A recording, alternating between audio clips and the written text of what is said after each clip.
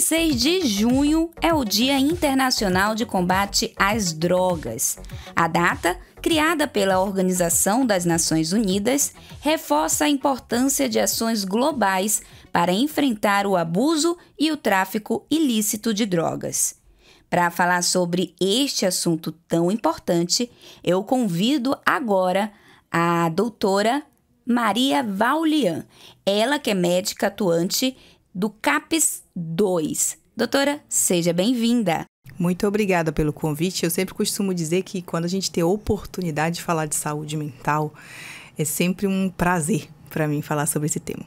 Ai, que coisa boa, então, receber a senhora hoje aqui. E já para começar o nosso bate-papo, eu gostaria já de saber sobre a importância de ter datas como essa para alertar e trazer assuntos como esse para a população. Isso, como eu tinha te referido anteriormente, a gente estava conversando sobre isso, as datas elas vêm justamente para que as situações, seja ela qual for, elas não se tornem algo cotidiano. Então, a gente tem datas, a gente tem Setembro Amarelo, a gente tem esse nosso Dia Internacional, né, de luta, de combate, que a gente vai explicar como é que isso está sendo feito, como é que isso está sendo combatido e como a sociedade pode estar contribuindo, né, juntamente conosco para esse combate. Doutora, o que causa um vício? Como é que uma pessoa se torna dependente química? Existem vários fatores, né? Existe um fator genético, existem algumas pessoas que têm tendência a ter, né, a dependência. Existem fatores sociais, algumas vezes por uma questão, vamos dizer, do adolescente, se uma situação de violência, onde ele não consegue lidar emocionalmente com isso, a droga acaba sendo aquele momento onde ele consegue relaxar, às vezes um momento recreativo. Então, existem várias portas de acesso para o vício, para a dependência química em si.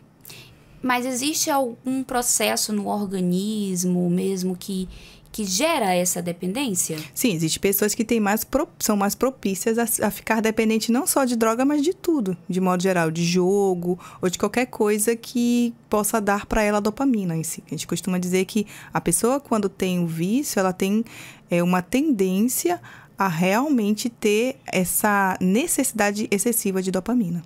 E como é que a população, na sua visão, pode olhar com mais carinho para essas pessoas?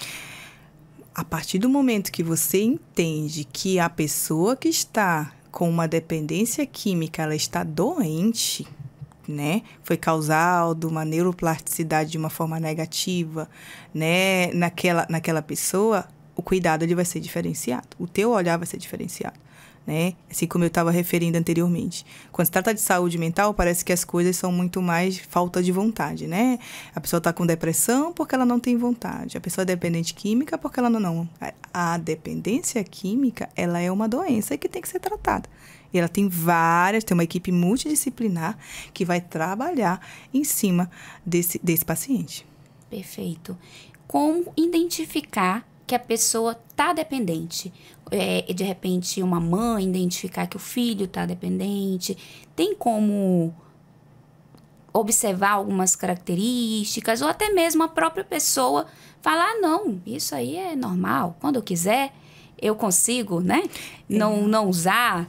Como essa pessoa pode identificar que, opa, já estou passando ali do comum, do normal. Do limite, né?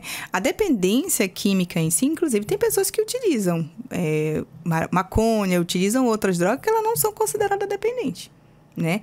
Então, a dependência em si, ela vem quando aquilo vai afetar diretamente a vida da pessoa. Ela começa a ter comportamentos que levam ela a ter transtorno na vida dela. Ela começa a não ir trabalhar. Vamos falar de álcool, por exemplo, né, que é uma coisa muito frequente.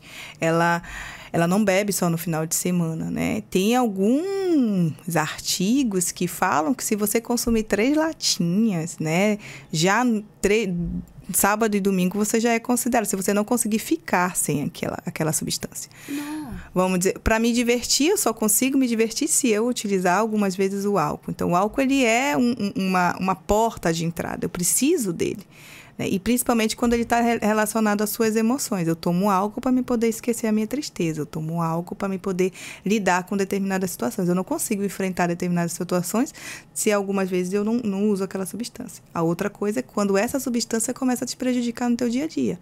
Você toma álcool, você fica bêbado, porque não é um consumo de álcool de uma forma controlada. Eu tomei 3 garrafas, 6, eu não vou dirigir, porque eu tenho consciência que eu não tenho que dirigir. Eu vou para minha casa e no outro dia eu consigo ir trabalhar, no outro dia eu consigo ficar sem a famosa ressaca. Eu começo a faltar no trabalho, eu começo a ser menos produtiva, eu começo a não ter compromisso. Porque assim, o que você tem que entender? Que a droga em si, ela começa a ficar tão importante na vida daquela pessoa, ela tem tanta necessidade de ter aquela dopamina, que a gente está falando de dopamina. A dopamina, quando ela chega no encéfalo, a gente pode produzir ela normalmente, com a gente costuma dizer, com algumas atitudes que a gente vai ter, mas nenhuma vai ser tão alta e tão forte quanto o uso de algumas drogas. Então, o encéfalo diz, pronto, peraí, onde foi que eu consegui isso? Né? Ele começa a relacionar. Foi numa festa, por exemplo. Aí eu quero isso de novo. Né? Então, às vezes, você passar por frente de algum lugar, a gente está falando já de uma pessoa que é dependente química, de forma geral. Você passar de frente de algum lugar, aquela pessoa começa a ficar agitada. Ela começa a frequentar sempre os mesmos lugares, os mesmos amigos. Ela tem um ciclo de amizade que, às vezes, é um ciclo que leva ela a tendenciar ao uso daquela droga. Então, tudo isso é reconhecido pelo encéfalo. A gente costuma dizer que tem modificações encefálicas bem características de um paciente que é dependente químico. Então, por isso que a gente tem que olhar isso como se fosse doença. Então, isso faz com que ele mude o quê? O seu comportamento. Às vezes, os pais, a gente vai falar de adolescente, querem que o filho tenha... não, ele vai ter empatia. Ele vai você não tem pena da sua mãe, você não percebe quanto... Não, ele não consegue perceber, porque ele está doente. Pronto. Deu para entender, mais ou menos? Deu para entender? Sim, a pessoa, pelo que eu entendi, a pessoa busca aquela sensação de bem-estar que teve e quando se torna ali constante... sempre buscando e perde o controle. Exatamente. Tipo, hoje eu não ela consigo. já não quer tomar banho, ela já não quer comer, ela já não quer fazer absolutamente nada. Ela só quer usar. Ela quer buscar aquilo. É interessantíssimo. Uma pessoa que está em fissura, que a gente costuma dizer, que é disparada, que a gente usa essa linguagem, né? A pessoa não quer saber de nada. Ela só quer usar. Então, ela não come. A pessoa fica extremamente emagrecida. Então, ela não tem, basicamente, autonomia encefálica. Ela vive em função de buscar aquela dopamina. Eu acho interessante a gente ressaltar que isso não tem idade e nem classe social. Exatamente. Porque muitas vezes a pessoa pode direcionar, criar um estereótipo que é voltado para determinada classe ou até gênero também. Mais homens para o álcool, mais mulheres para tal situação. Mas isso não tem nada a ver. Não, isso é independente. Independente da sua classe social, independente da sua raça, da sua cor, do sexo. Se você não se percebeu alguém que tiver, né, com o seu contexto mais próximo da sua rede social, não perceber que você está entrando... Porque é um processo que vai crescendo. Você tem um primeiro contato, ela vai dizer, opa, isso aqui é gostoso, gostei. Onde é que eu consigo isso? Aí ele vai ter um segundo contato. E o interessante é que quanto mais você vai utilizando, a dependência vai aumentando. Às vezes também por causa da tolerância. Uma pessoa que não bebe, eu vou sempre levar pro álcool, porque o álcool é algo que a gente tem mais cotidiano na nossa vida. Uma pessoa que não bebe, ela toma uma latinha, ela fica bêbada às vezes, né? E aí ela vai tomando mais, ela vai tomando mais, ela vai tomando mais, ela vai tomando mais, porque a tolerância dela vai diminuindo. O corpo vai criando uma resistência. Exatamente. É a dopamina. Ela vai, né? É uma das substâncias que vai aumentando, né? É uma dos neurotransmissores que aumenta e que é mobilizado. Tem vários, né? Não só a dopamina. E, doutora, como é que é o processo para a pessoa deixar de ser dependente? É um processo demorado? Depende do grau. Existe grau? Claro, se a gente tem uma pessoa que a família percebeu que ele provou uma vez, Mas eu já rapidamente mudei ele daquele ambiente, ele não teve mais contato. Tem pessoas que têm contato com maconha, com outros tipos de droga que não ficam dependentes. Apenas uma vez, apenas 2 vezes. Ou utilizam uma ou outra vez numa festa ou algo assim. Entendeu? Mas quanto mais problemas sociais aquela pessoa tem, mais tendência ela tem de buscar a droga como uma forma de alívio. Entendeu? Entendi. Então, existe sim adolescentes que provam. Uma vez a mãe percebeu uma mudança de comportamento, tirou ele daquele ambiente, levou ele para o psiquiatra, pro psicólogo, no CAPS 3, por uma ajuda de pessoas especializadas, né? E ele conseguiu sair. Por quê? Vamos dizer assim, e olha como é interessante. Dentro do tratamento, existe um processo de mais ou menos 15 dias, para você ver como é, da pessoa longe da droga para ela poder desintoxicar, né? E a partir disso a gente começa a tomar outras providências, que são mais comportamentais. Às vezes é medicamentosa, a gente tem que entrar com algumas medicações, mas o que é interessante ressaltar é que algumas medicações, dependendo do tipo de droga que aquela pessoa utiliza. Então, cada caso é um caso. A gente não tem um protocolo dito. É interessante, eu gosto muito, eu amo, né, a profissão, a minha especialidade. Por quê? Porque ela não é uma especialidade que ela tem... Eu tenho um protocolo para lidar com... Eu tenho que te escutar, eu tenho que entender o que foi que levou você a ficar doente. Para poder ter todo um olhar e dizer, olha, com Deus o livre guarde. Qual é o seu nome? Lana. A Lana, eu vou agir dessa forma. O Paulo, eu vou agir daquele jeito. A Carla, eu vou agir daquele jeito. Porque todo um contexto tem que ser analisado. Então, eu não posso te dizer assim, olha, o trabalho vai ser esse, o trabalho vai ser aquele outro. Depende de cada situação, de cada... de que momento aquela pessoa é trazida para mim poder cuidar. É por isso que muitas pessoas dizem que o primeiro passo é o próprio dependente buscar ajuda, entender que precisa da ajuda. Se ele não tiver... Como é que é isso? Ou isso é um mito? Ele tem que querer. Só que existe um momento, né, dele que ele não tem esse querer totalmente bem firmado. Porque algumas vezes as pessoas se disparam dentro do processo, né, do uso da droga. Elas vendem tudo, elas perdem família. É quando elas já estão no zero é que elas se dão conta que realmente já não dá para seguir. E elas querem ajuda, né? Mas sim, as redes de apoio, elas podem sim dar suporte. Isso não, porque às vezes a gente diz, não, o paciente tem que querer. Mas ele precisa da rede de apoio para estar mostrando também o caminho. Não é que você vai deixar a pessoa lá sofrendo sem dizer, olha, eu tô aqui, o que eu posso fazer por você? Eu posso te acompanhar na consulta, né? E existe as famosas recaídas, né? Você me perguntou se existe ex-dependente químico, né? A gente costuma dizer que não. Ele sempre vai ter que estar tratando. Algo levou ele a ser dependente químico. Né? Pode, de repente, ter um gatilho. Pode ter recaídas, pode. Então, é um estado que ele tem que estar sempre vigilante. Porque como o encéfalo dele entende que aquilo ali é uma forma de aliviar as dores dele. Que aquilo ali é uma forma dele ter um prazer mais rápido. Quem não quer? Quem não quer ficar rico do dia? Vamos jogar isso pro nosso dia a dia. Quem não quer ficar rico? Quem não quer ficar milionário? Que era o que a gente estava falando, que a mesma... situação que causa o vício das drogas também pode causar vício dos jogos. É o mesmo mecanismo, né? Quem não quer? Que a gente está falando de dopamina, a gente está falando de felicidade, está falando de extremo bem-estar, de adrenalina, de força, de vontade, né? Que é o que que esses neurotransmissores acabam te dando. Não só a dopamina, mas como eu falei, como outros. E quem não quer na vida algo mais fácil? Porque ele entende que isso aí é mais fácil. Então, ele vai estar sempre atento. Olha, tem aquela forma, né? Tem essa outra forma. Então, o tratamento ele é feito para que as pessoas possam ter uma noção, ter outras fontes de prazer, ter uma vida totalmente saudável. E levando em consideração que é um transtorno porque aquilo trouxe que a pessoa perdeu o emprego, perdeu a família e perdeu absolutamente tudo, algumas vezes. E quando essa pessoa ainda tem a família... Qual a atenção que os familiares precisam também? E qual a orientação que a senhora deixa, né, para uma mãe que tem um filho ou que tem um esposo, né, uma mulher que tem um esposo, enfim. Qual cuidado que a pessoa que tem essa ligação direta com o dependente químico precisa? Cuidar sem julgar, né?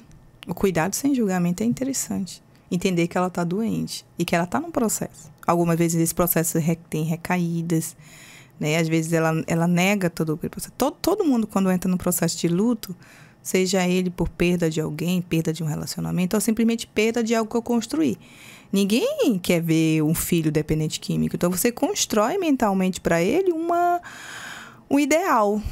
E quando você sai desse ideal, que ele não é aquilo que você construiu na sua mente, você entra em luto. Então, ela também precisa entender que, às vezes, também ela precisa se ajudar. Às vezes, ela precisa fazer um processo de... como é que eu digo? Um processo de psicoterapia, de autoajuda, de modo geral. Ela também precisa de cuidado, melhor dizendo. Ela também precisa de cuidado. Ela estando bem, ela pode cuidar da outra pessoa. Seria basicamente isso. Isso, você falou tudo. Ela também precisa de cuidado. Ela também precisa de cuidado psicológico. Às vezes vai precisar de uma medicação. Às vezes aquela situação ela não consegue lidar. Então, eu acho que ela também precisa de cuidado. Porque é para ela poder, como você mesmo disse, para que ela possa só cuidar do outro com qualidade, ela também precisa estar bem. Doutora, nesse processo todo, aqui em Boa Vista, o CAPS pode auxiliar. Isso, o CAPS 3 é porta aberta, né? Mas as UBS também podem auxiliar. Importante é a pessoa chegar e dizer, porque ali vão poder te guiar como é que vai ser esse cuidado. A gente tem acho que casas terapêuticas também, que são ligadas a algumas igrejas. Então, como eu falei, cada caso é um caso. Será que aquele adolescente, aquele adulto, ou aquele senhor vai ser preciso ser retirado por 15 dias de ser internado para depois fazer a desintoxicação, para depois começar o outro processo? Então, tudo é analisado. Maria, eu vou aonde? Vai perto da tua casa. Vai com o teu médico da família, conta para ele, tá ficando ruim, eu tô faltando o meu trabalho, eu não consigo mais ficar. Quando vai chegando a hora de eu usar, eu fico agitada, eu já começo a perceber que eu já tô ficando dependente disso. O tempo todo o encéfalo vai ficar pedindo aquilo. Perfeito. E antes de mudar aqui e voltar para a próxima pergunta, a senhora falou agora na última frase, na última fala, sobre a questão que o CAPS 3 é porta aberta.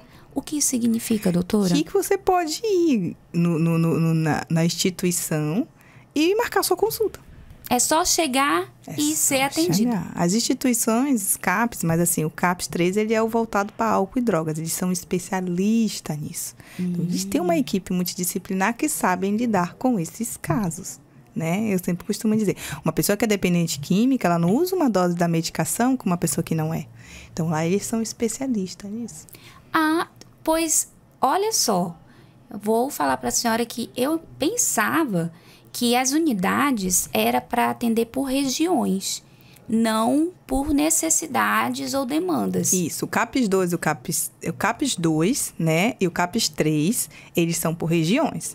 O CAPS 3 AD, de álcool e drogas, entendeu? São 3 CAPS, existe o CAPS 2 e o CAPS 3. O CAPS 2 e o CAPS 3, eles atendem por região e eles atendem transtornos mentais que não estão relacionados com dependência química, nem álcool nem drogas, exceto o jogo. O jogo ele pode ser atendido em qualquer unidade, qualquer uma dessas unidades a que ele atender primeiro.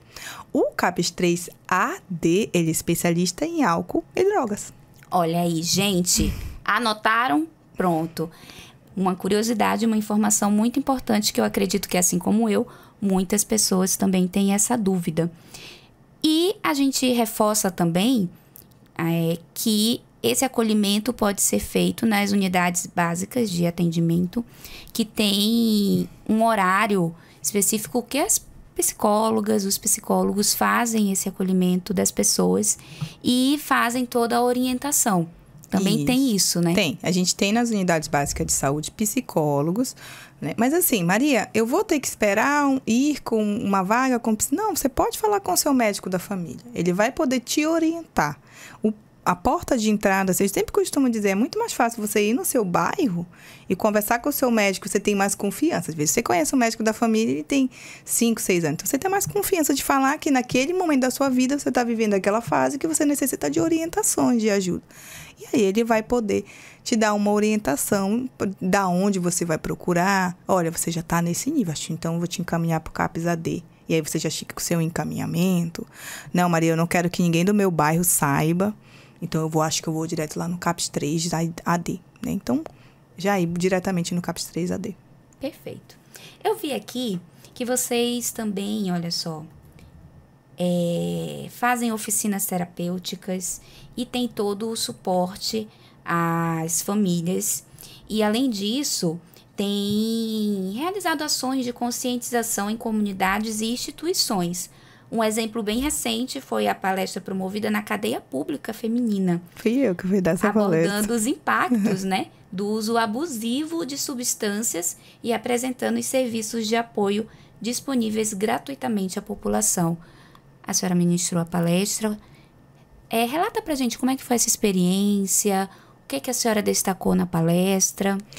A gente sempre fala, primeiro, o prejuízo de que isso vai trazer, né?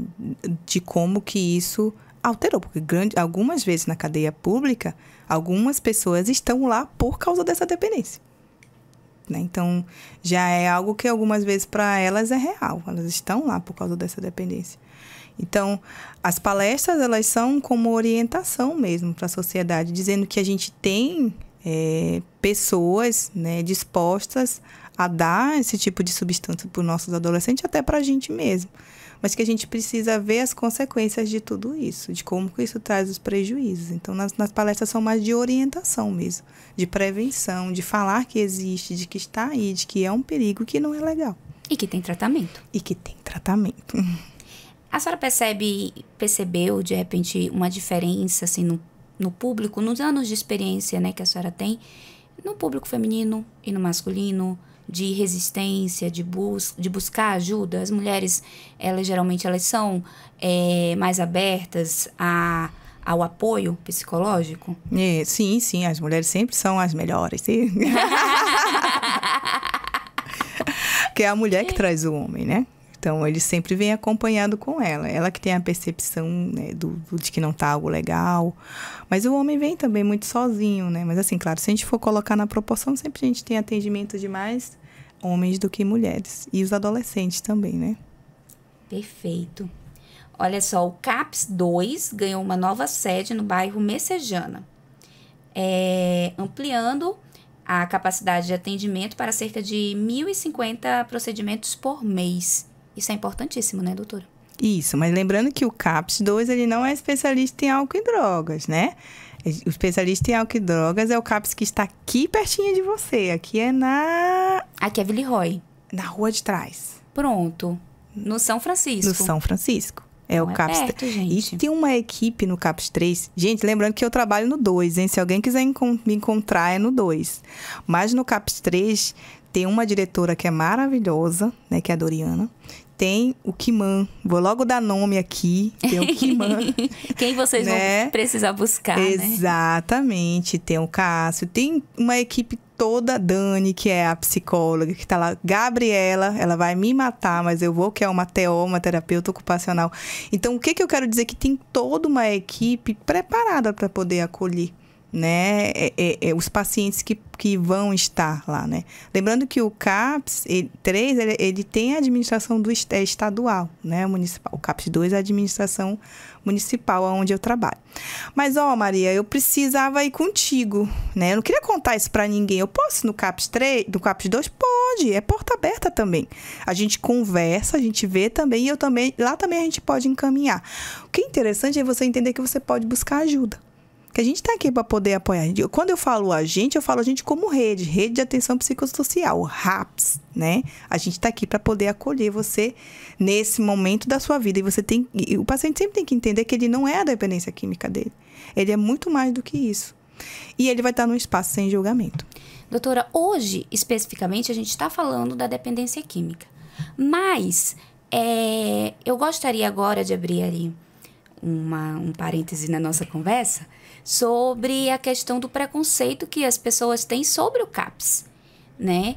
Que muitas vezes as pessoas não buscam acolhimento justamente com medo de ser julgado, de ser visto entrando no CAPS. Então, eu gostaria que a senhora deixasse uma fala agora para meio que quebrar esse tabu que as pessoas têm, esse preconceito que as pessoas possuem do CAPS em si. Isso, assim. E CAPS virou meme, né? Tá aí nos TikTok de todo mundo. E o CAPS ficou muito conhecido. E é exatamente isso, né? Eu costumo dizer que o CAPS tá para todo mundo. Porque quem nunca na vida teve um desequilíbrio emocional? É algo que aconteceu que você realmente não soube lidar. Então, às vezes, como você mesmo disse, é muito com o que a loucura está relacionada. Historicamente, as pessoas eram colocadas no manicômio como uma punição. Então, quando você fala de loucura, quando você fala de fora da realidade, as pessoas já imaginam a pessoa falando, né, sozinha no vento, dizendo que é Cristóvão Colombo, ou com alguma coisa muito extrema, né? Ela tem medo de chegar nesse extremo, mas ao mesmo tempo ela não busca ajuda. Então, o fato de você não procurar ajuda, sim, você pode sair fora da realidade. Porque uma depressão pode ter um surto psicótico. A pessoa pode começar a ver coisas, a pessoa pode começar a ouvir vozes só pelo fato de uma depressão grave. Então, é interessante você buscar ajuda. Por exemplo, como é isso, Maria? Como é que funciona a rede? Vou dar aqui um guia, mais ou menos. Se você percebe que o seu transtorno ele é leve para moderado, procura a UBS, né? A Unidade Básica de Saúde. Se você vê que você já está escutando vozes com ideação suicida, com planejamento, procura o CAPS. Né? Eu vi que o paciente está em surto, está se batendo, eu não consigo conter, procura a emergência do HGR. Então, você tem aonde todos os pontos para poder procurar ajuda. O que é melhor? Você procurar uma UBS? Olha como eu coloquei. Eu coloquei uma instituição que está perto da sua casa, coloquei as instituições que estão mais no centro, que são os CAPS, e coloquei o HGR. Qual é que você quer estar? Porque é uma evolução. Se você não cuida, né, lá no postinho da sua casa, lá no começo, você vai acabar parando no HGR. E voltando agora para outra questão, que é a questão da depressão, ansiedade, muitas pessoas eu já ouvi relatos de pessoas que chegam no HGR dizendo que estão passando mal e os médicos identificam que é uma crise de pânico, uma crise de ansiedade. Enfim, então é um processo de se conhecer, estar ali sempre atento aos sinais que o corpo dá. Exatamente. Pra não parar lá na HGR. E principalmente buscar ajuda, porque às vezes você pensa que dá conta. Porque como vem crise, você passa 2, 3 dias... Aquela coisa da respiração que você fala com as pessoas, está cortando, com o pensamento acelerado, com insônia, depois você volta a regular de novo e aquilo vai aumentando até chegar um momento que você já não dá conta de lidar com aquilo. Aí você vai ter que tomar medicação. Então, é você estar atento ao seu corpo, é você estar atento a você mesmo. Então, sempre tratar no começo. E não deixar o preconceito, não deixar você buscar ajuda. Por exemplo, se eu tenho que ir ao CAPS, né? É uma instituição que vai te acolher, mas não significa que você vai ficar no CAPS. Olha que interessante. Existe uma equipe que vai estar dizendo, olha, ainda não é CAPS. Você pode ser tratado na Unidade Básica de Saúde, mas pelo menos você vai receber uma orientação. Perfeito, olha aí, gente.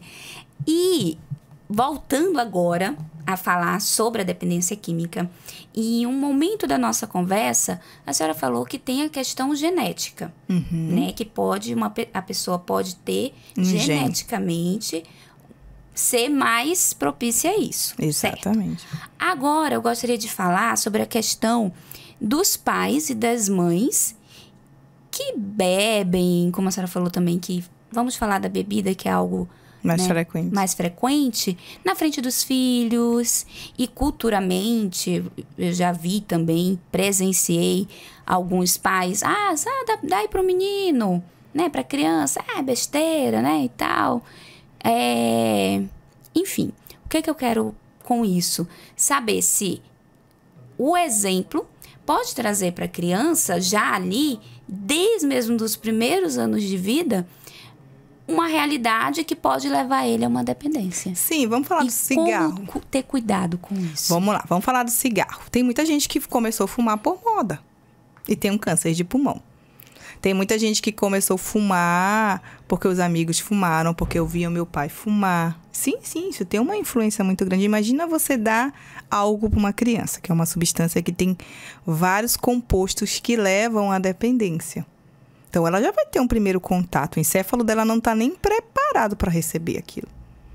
Então, é muito interessante você ver o que é que você está dando para criança. Eu até brinco assim, você vai dar para o seu filho tomar conscientemente, você vai dar para ele tomar um veneno, por exemplo? Porque não deixa de ser algo que você vai estar estimulando ele. E aquele encéfalo que é pura esponja, receber um estímulo grande daquele é terrível. Né? Quais são as mudanças que acontecem no cérebro quando a pessoa consome bebida alcoólica? Ela primeiro tem um sistema de euforia, né? O encéfalo, ele leva ela a ter um sistema de euforia, ela vai... Vou te dar um exemplo básico, o próprio depressivo, né? Ele começa a liberar muitos neurotransmissores, dopamina, noradrenalina, serotonina. Então, é uma descarga para que ela possa realmente ter aquela sensação de satisfação. Porque são esses neurotransmissores e hormônios que nos dão essa satisfação no primeiro momento, né? E aí, posteriormente, existem outros processos que, quando você não para, ele vai te dando... é como se ele fosse intoxicando, inchando o encéfalo, né? E quando ele vai ficando mais lento. Por isso que você tem aquela sonolência, por isso que algumas vezes você não lembra de nada, porque você vai realmente intoxicando o teu encéfalo a ponto dele não saber mais quem é quem. Ele não consegue metabolizar, você acabou deixando ele confuso. Tem pessoas que bebem no outro dia, elas não lembram de nada do que fazem. Ou seja, ele chegou ao ápice de uma intoxicação de várias substâncias que ele não deu conta de metabolizar. Então, é basicamente isso que acontece de uma forma que o público em geral possa entender sem tantas linguagens técnicas. Perfeito. Agora, a gente já caminhando para o final da nossa conversa, do nosso bate-papo, eu gostaria de perguntar, diante de tantos assuntos que a gente abordou, dentro do nosso assunto principal, algo mais que a senhora gostaria de ressaltar? Um recado para a população, para quem está nos acompanhando? Sim. Dos pais, né, poderem prestar atenção no comportamento dos filhos, estarem sempre perto. Existem várias pessoas que, não, eu não posso ser amigo do meu filho, eu não posso ser isso, eu não posso ser aquilo, eu sempre tenho que ter aquela postura de autoridade. Isso te leva muitas vezes a você ficar longe, sem ter a percepção do que realmente está acontecendo. E isso voltado para a adolescência, já que é um dos nossos principais focos com a campanha, né? Então, é poder estar perto dele, para poder saber. Eu acho que é algo bem interessante um filho chegar para o pai e dizer assim, pai, provei maconha.